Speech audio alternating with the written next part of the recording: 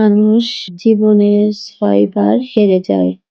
১ টাকার কাছে, ২ ভালোবাসার কাছে, ৩ সময়ের কাছে, ৪ বিবেকের কাছে, ৫ বন্ধুত্বের কাছে, ৬ অবশেষে মৃত্যুর কাছে।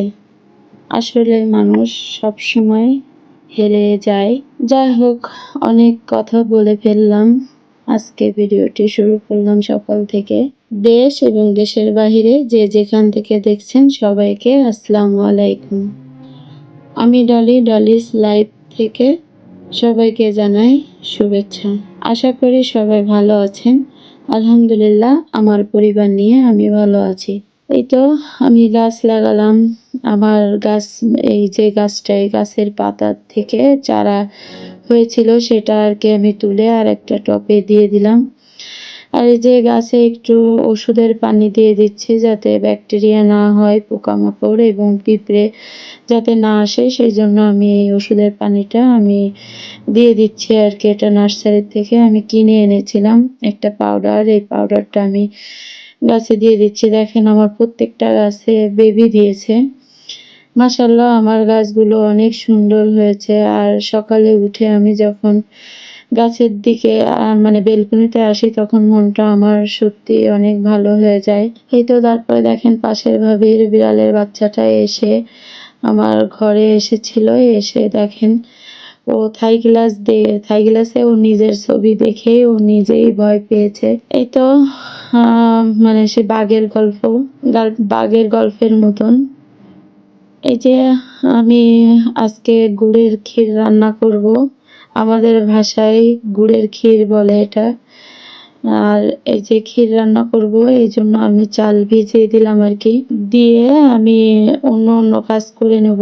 এই যে আপনাদের ভাইয়া বাজার এনেছে, বাজারগুলো আমি গুছিয়ে নিচ্ছি।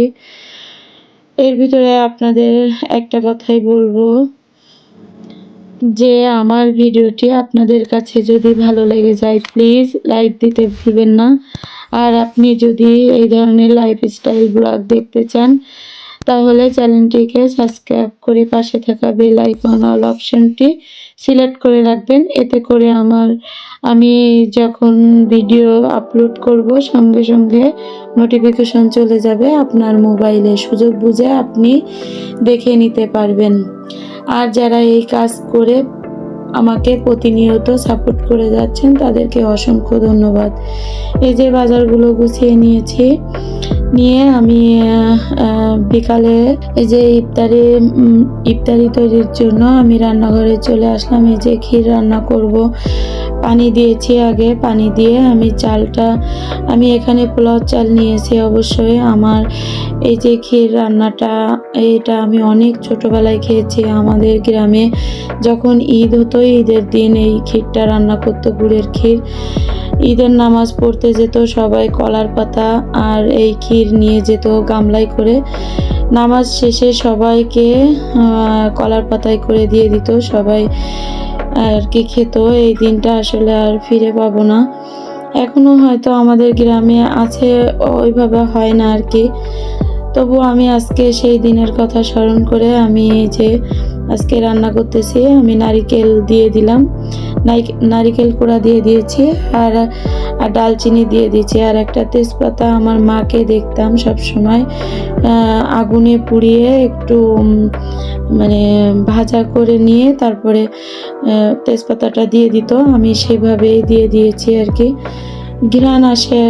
এটা কে কে খেয়েছেন আর আমাকে কমেন্টে জানাবেন। আমার কাছে কিন্তু গুড়ের ক্ষীরটা আমি অনেক ভালোবাসতাম।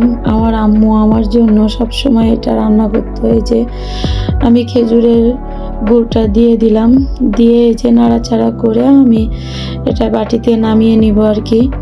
তারপরে দেখেন সজনা পাতা আর আপনার এই যে মুসুরির ডাল দিয়ে আমি মানে চপ তৈরি করব আর কি, সবজির চপ। এটা কে কে খেয়েছেন আমাকে কমেন্টে জানাবেন। আমি তো সব সময় খাই। আসলে অনেকে এই পাতাটা খেতে পারে না আর কি, কিন্তু এইভাবে যদি খান তাহলে অবশ্যই ভালো লাগবে। একবার হলেও আপনারা ট্রাই করে দেখেন। এই যে আমি ওর ভিতরে ডালের ভিতরে পাতাগুলো দিয়ে নিয়েছি। আর এই যে মরিচ, কাঁচামরিচ আর পেঁয়াজ দিয়ে দিলাম।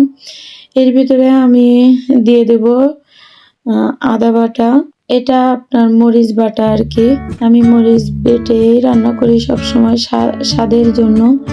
এই যে রসুন বাটা আর সামান্য একটু আদা বাটা, তার স্বাদ মতন লবণ আর একটু হলুদের গুঁড়া, এই দিয়ে এটা সম্পূর্ণ আমি মাখিয়ে নিব। আমার হাতে একটু সমস্যা, চামড়া উঠে গেছে, এই জন্য আমি মাখাবো না। আপনাদের ভাইয়ার দিয়ে আমি এই যে মাখিয়ে নিচ্ছি।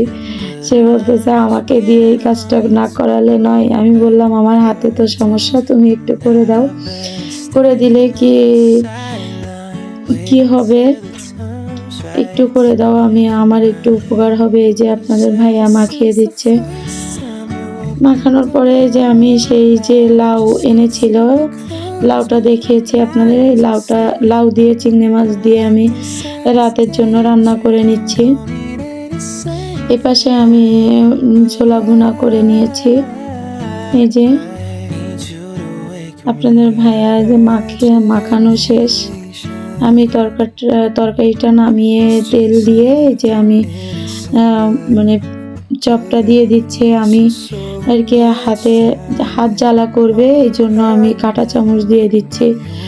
যারা হাত জ্বালা করে, যারা তৈরি করতে পারেন না, তারা এই কাঁটা চামচ দিয়ে এইভাবে দেবেন।